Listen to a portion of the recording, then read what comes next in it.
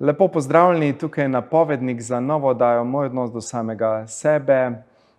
Prebujeno srce Slovenije, za menoj krasen izjemen gost Benjamin Izmajlov, violinist in skladatelj. Benjamin, kaj sva povedala, zakaj je v bistvu glasba, zakaj toliko potrebujemo mi glasbo, kaj je v resnici v ozadju?